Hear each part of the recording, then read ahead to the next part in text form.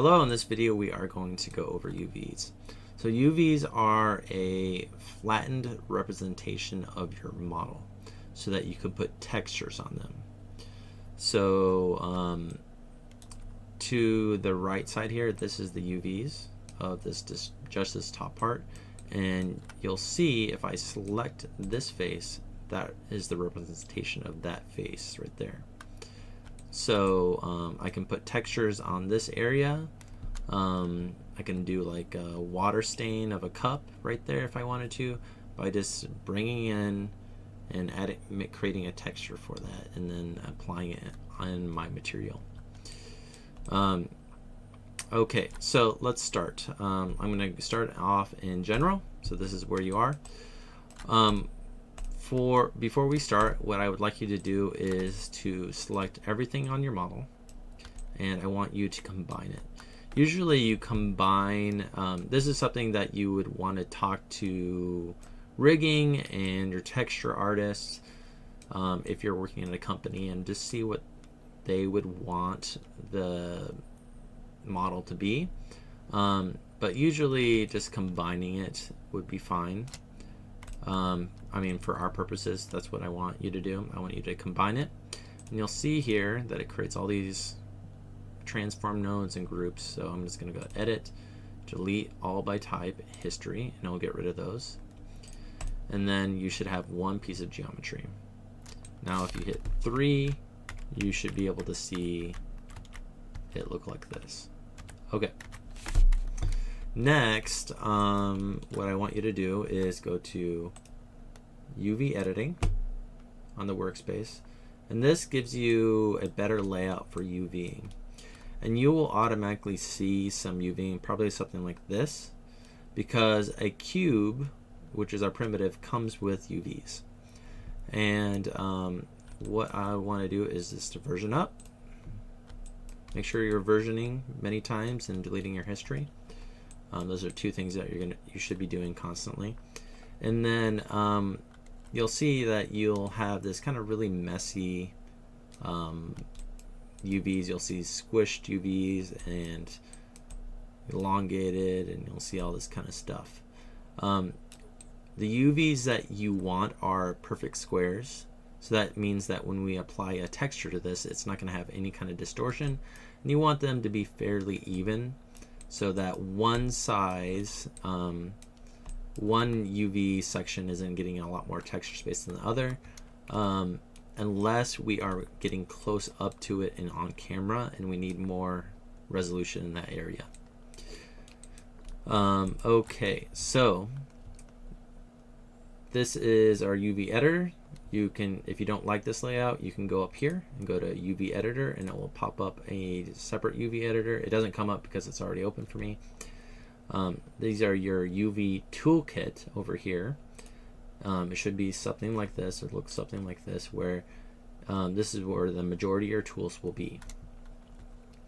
So another intro tip here is, if I hold down right click and go to UV shell and click on stuff, this will, UV shells is basically an island of UVs. So if you can cut up UVs and not cut up the geometry, so that you can, we do that so that we get, we can optimize the texture area, so we can use the space more, or use it in a better way, and we can also get rid of distortion. And I'll kind of show some of that. So what I like to do when I first start a model when UVing is, I don't like to start with this pre-made UVs. I like to start fresh with no cuts or anything. So I usually go to UV and camera based, and this will put all of my Maya, or all of my UVs together with no cuts in them. This is used so that you can do something like this. If you ever come across, if you're like, I only want to get the top part of this, say, I'm going to select this top part, and then I'm going to do camera based. Then you can just get that top part like that. But usually I don't start that way, but that I just wanted to make sure that you knew that you can use it that way. The tool I use a lot is if I go to UV, and on the second to bottom is UV 3D Cut and Sew tool. I click on that, then go to tool settings, and in here this tool uses a lot of hotkeys because it helps you go fast. So just look through here of the different ones. You'll see here that left mouse button is the cut UV edge and highlight or highlighted UV edge. Okay, so to cut an edge, so let's just cut this corner. I'm going to double click and you'll see that it turned white. That means there's a cut in it. And what I'm going to do, I want this to be a wooden object, and I want the wood grain to be going down this way, and I want the ends to be that. Let me find a picture of it. Okay, so I found an image. So you see that the grain is going along the top, and then when you look at the end, the pattern is pretty different. You see the end of the grain, and you'll see those little, it's more of a circular kind of grain.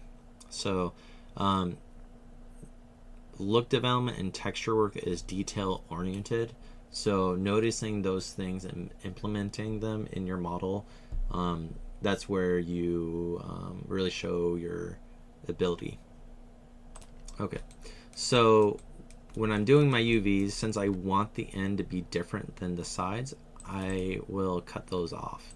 And I'm cutting them off also because if I don't, and I try to flatten them, I'm going to have this really distorted object. And I'll show you. So I'm just double clicking the edge, and it will cut it right in the center. So something like that. If you accidentally cut an area, so if I accidentally did that, see how it cut right through there. If you can heal it by hitting Control and double clicking on that cut, and it will fix it. You can also undo. So now I'm going to show you a mistake, or show you why you need to cut it more. So I have this. The next step you do is to unfold it. You want to flatten it out. So I'm going to click, go to unfold. I'm in my UV toolkit, then go to unfold, and then fold. And you'll see here my UVs are crazy. They're really distorted. And I won't be able to apply just a texture to this. This will be kind of a mess. It'll be pretty hard or impossible to get good textures from this. So what we need to do is add another seam to this object to make it fold out flat. So that's another reason why we add cuts. We add cuts so that we can get rid of distortion. So I'm going to go back to my tool, get a UV, 3D Cut Sew tool, and double click that one, like there. The reason why I picked the very back is that's the least seen spot on this model.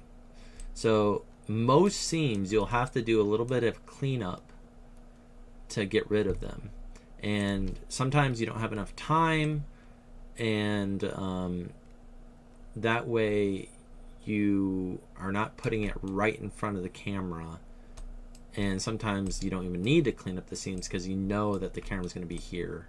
You'll never see it anyway, so might as well not add that extra work to this asset and make it more expensive. So I'm going to go over UV shell, and I'm going to select that, and remember to go to UV toolkit and click unfold, and now you get this flat object. Now I just need to rotate this so that it's kind of goes with the grid. There we go. So it looks something like this, and that looks pretty nice. And then I'm going to go and select the ends and then do unfold again. And you'll notice that the sizes don't match. You see that? Even though they're the same size on the model, they're not the same in the UVs. So another tool that you'll need to be using is under transform, and you go down, and it's Texel density. So this will find the size of whatever you select. So I'm going to select that one, say get, and it finds the size. Then I'm going to find the size, or I'm going to apply that size to these pieces and say set. So I'm going to just go over there and just position them. You will probably have to scale this up multiple times, or scale it around so that you can fit everything in an economical way. So I'm just placing these like this. So there's some considerations when you're organizing your UVs. You want to lay it out like the object, and another thing is you want to make it so that it's readable. So, and you want to make it also, you want to optimize the space. So you're like, trying to get this close to the sides, but also not so close that I accidentally paint in this spot and get some of the texture on that spot. So enough space where you can work easily with, and but being as optimized as you can with that too. All right. For games, it's more important that it's optimized. For film, it's more important that it is easy to work with. And generally, that's the rule of thumb. But you want to get as easy to work with, and you want to get to be as optimized as you can with the parameters of your project. All right. So I'm going to select these and just separate them out like this, just so I can see with the different pieces. And now it's basically the same process as this top part. That's the cool thing about this model, is you're repeating the same thing over and over basically. And I'll show you in a video any kind of specific tricks for different pieces that I find, but you should be basically doing that same process, but for this. Yeah, so I'll see you in the next video.